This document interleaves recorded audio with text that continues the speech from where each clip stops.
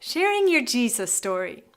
In the PDF document that accompanies this video, I've laid out the 3 elements every good story has: a beginning, a middle, and an end.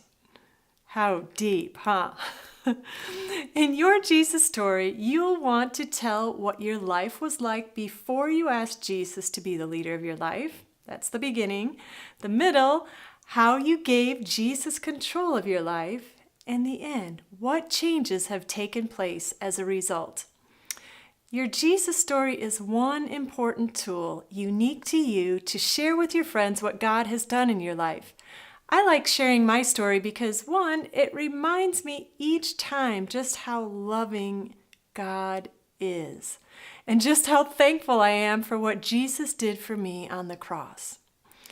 You'll find in the PDF some questions to help you remember the details of your story. I've also shared a few tips for writing out and sharing your story, so please check that out. There are 2 words of encouragement I want to leave you with in this video that apply to sharing your Jesus story. The first one is this: oftentimes, God uses a person or a church to help us come to faith in Jesus. While you, of course, want to include the influence of that person or that church in your story, be sure to keep presenting Jesus as the Savior, Jesus as the hero, and not the person or the church who led you to Him. For example, if a certain church has made a huge impact in your life and you focus on telling your friends all about how the church has changed you, what happens when your friend visits your church and, for whatever reason, has a bad experience? Just a thought. Here's another word of encouragement. It's one thing I've experienced when it comes to sharing my story that I've seen happen with other Christians as well.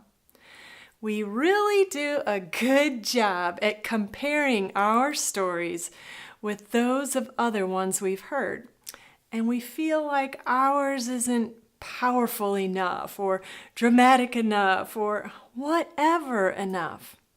My word of encouragement to you is enough. If you have given your life to Christ, you are enough, and your story is enough too. My prayer is that each of us, in our weakness, will see Christ's strength at work in us, changing the lives of our friends who have yet to encounter the love of our Savior as their own.